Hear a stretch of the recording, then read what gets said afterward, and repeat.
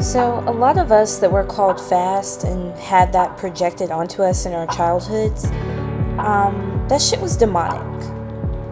Because what it really was doing was setting you up to be in the first place. And there are parents that want to pretend like, oh, they have your best interests in mind.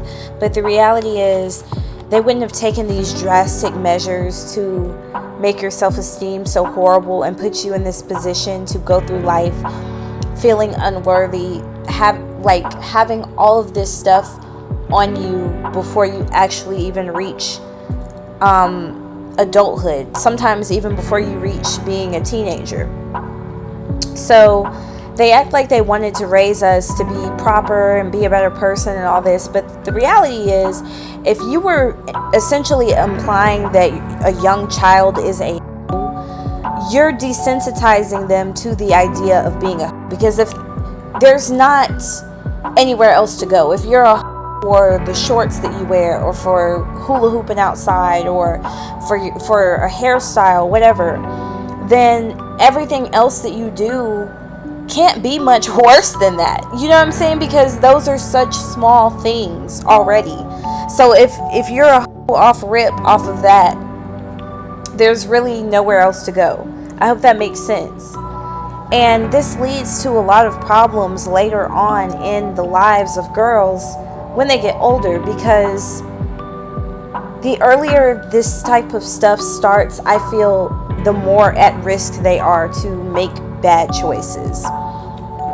And a lot of it is projection. A lot of the time, because our parents know what they were doing, and it doesn't even mean that they were doing it at the age that they start implying that you're fast, but the stuff that they were doing as teenagers and as young adults, the risky ways that they were living, they project that onto you out of their own guilt, out of their own shame, and their own regret about their mistakes, or somebody accused them of being fast or being skanky or whatever, and instead of not passing the torch of that type of trauma to their children, they still do it anyway. So they never heal, and they don't realize what they're doing is making the probability of these bad choices a lot higher. So they get you used to being objectified. They get you used to being basically the sum of your parts. They get you used to feeling inadequate and feeling shameful and feeling like something is wrong with you. Only for later in life, if you do fuck up and you do engage in the very behaviors that they claim they were trying to prevent you from, they're going to pretend like they always knew it was within you and that they were right the whole time, when really they're the ones that set the stage for this stuff to happen. But they're not going to take responsibility for that in any way. They're going to put it all off on you as if this shit was innate and inevitable, and they didn't introduce you basically to the concept of being a hoe. And again, for some people, it might have been inevitable, but you never know that. When you're a child, when you're 6 years old, you're 9 years old, you're 10 years old, you're 12 years old, so on and so forth, there is no reason for anybody to look at you and say, oh, I just know for a fact you're going to be. There is just not a way that this is broadcasted, or it's not like it comes on your birth certificate. You get a stamp that says, hey, this child has the hoe gene, be aware of that. That doesn't exist. And so these curses are put on us from our parents' mouths. And it's really a shame. Your parents, your caretakers, your guardian, whoever it is, they're the cause of a lot of stuff that you have to unlearn. In order for you to even have a fighting chance at a good life, you have to change your mindset from whatever they projected onto you. Because you do deserve to have peace, you deserve to have happiness, you deserve to live comfortably, and oftentimes to live better, it requires you to distance yourself from these people. Because not only do they project on you early in your life, they try to continue it, and they try to cap you at whatever their little minimal sad expectations of you are. They try to cap you at that if you don't get away from them. So they want you to be dependent on them for validation, to manipulate you. Because basically, a lot of this stuff, it comes down to control. If somebody can control your mindset and your self-concept, they have all the control over you in the world, because you're going to do whatever it takes to appease them.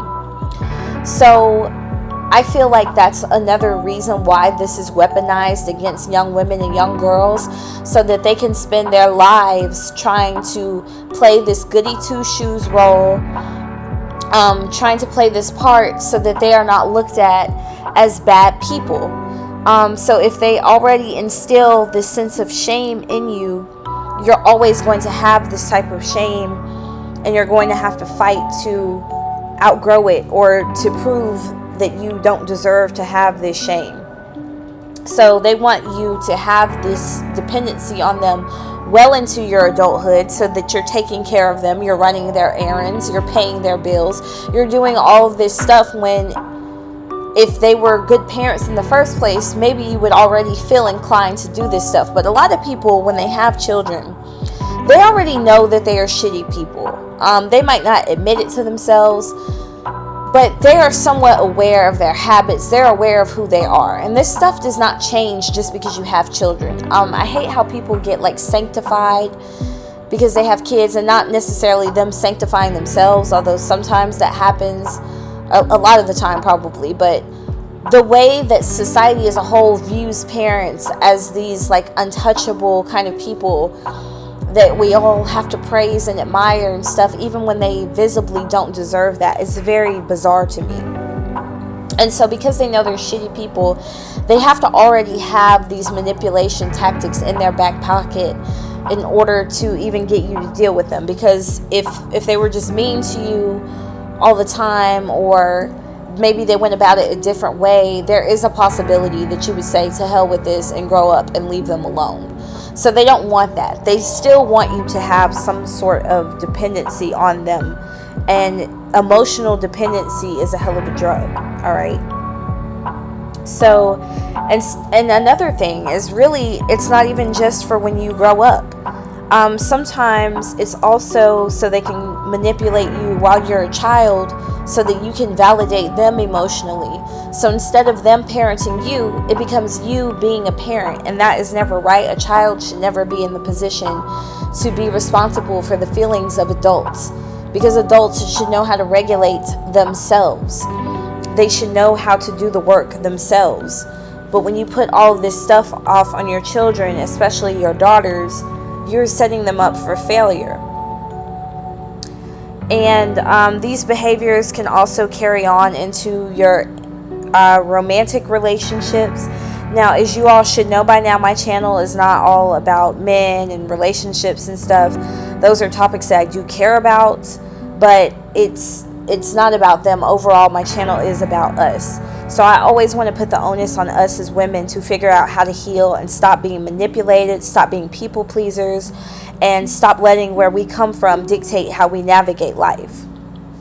That's important work to me.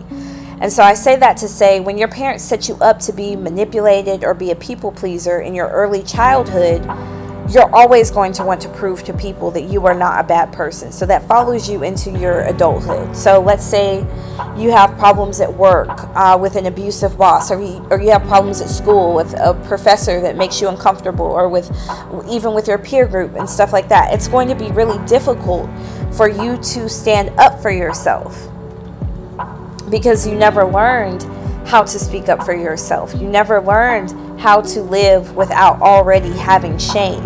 And so when people are ignoring your boundaries, or they're in your personal space, and you don't know how to advocate for yourself, a lot of that does stem from your childhood. And your family, what they did was they desensitized you to understanding that you have rights. They desensitized you to understanding that you don't have to smile at every man that you meet. You don't have to give your phone number out if you don't want to give it out. You don't have to let people touch you. You don't have to let people speak to you disrespectfully. There are a lot of things that you have to unlearn so that you can navigate life and make it better for yourself, okay? And so when you're getting in these environments where people are trying to exert control over you, you have to know how not to let that happen. Because a lot of the time that comes from, similarly to how our parents felt, people in everyday life feel out of control. Look at what's going on in DC right now. The federal government is there. They're running the police department. DC is occupied by the federal government. They're messing with homeless encampments. They're lying and claiming that it's because of the increase in violent crime, when really the crime in DC is at a 30-year low. So it's the lowest that it's been within the past 30 years. And violent crimes are actually decreasing there. But yet they still have this place occupied. They're stopping and frisking people. So people do not feel in control. Okay? On an everyday basis, people do not feel like they are in control. And so they have to find something to control, to make it look like they have things handled, or like to make it look like they're more than what they are.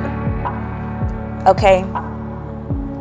And so a lot of people get control from how they manage their children, how they treat their children.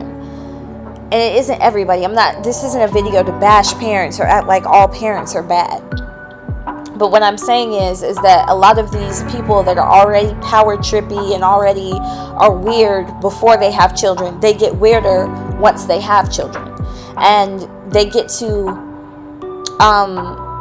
contaminate the environment that they are raising their children in, and they get to pollute it with all of this mess and this drama that does not have to exist, and they recreate a cycle of more people that are going out and setting out to wield power on other people. So for example, these same people, if they're not weird in their homes, they'll go to jobs and try to micromanage people. They'll try to micromanage their coworkers. If they're in a higher position, they'll try to micromanage the people that directly answer to them and stuff like that. So at schools, the same thing. There are professors that abuse their power and their position. So it's a lot of different ways and environments in which people try to exert power on other people. And it usually comes from some sort of insecurity and feeling like you don't have any control.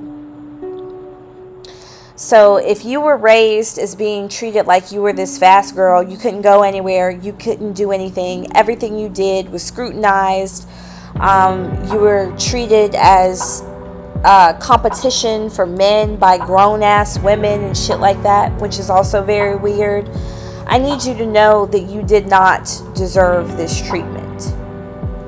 You were a child. You deserved a fair chance at having a childhood like anybody else. And what people do is instill all this fear in their daughters, and they also lock them away. They make it to where you don't have adequate social skills because they don't let you go anywhere. And so not knowing how to socialize is a huge disadvantage. Okay, it's a huge disadvantage because you cannot advocate for yourself in uncomfortable situations. You cannot advocate for yourself in situations where things are going well. You might want a raise, you might want a promotion, you might want something, but all of this shame prevents that stuff from happening.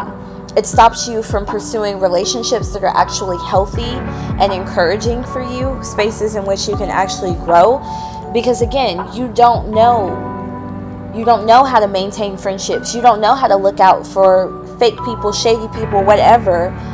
And it sets you up to be prey and to be further manipulated in life because you don't know how to be social. So these are all the ways in which fast girls, quote unquote, fast girls, are undermined in life as a result of this ridiculous label. And I'm hoping that we are the generation that really just nips this shit in the bud once and for all, because while I understand having concern about our daughters and our cousins, our sisters, how they're growing up, there still needs to be a reasonable way to go about things. And also there needs to be a more liberating conversation being had. about protecting yourself, about being self-aware, being aware of your surroundings, knowing how to get out of a jam if you happen to ever be in one, knowing how to protect yourself. Take your daughters to the shooting ranges. You know, take your sisters to the shooting ranges. Hell, take your mama. Have mace, have weaponry. Be prepared to do whatever it takes for you to protect yourself, not only from other men, but other women, from predators, period. You don't have a sense of survival when you are clouded in shame. You don't have a sense of survival when you don't feel you are worth surviving. If you have anything that you would like to contribute to this conversation, please feel free to do so in the comments. As you know, as far as I'm aware, this is a safe space, or as far as I'm concerned, this is a safe space, but as you're aware, I cannot control how other people respond to you, so just be safe. We are online, and as always, thank you for hanging out with me. Till next time.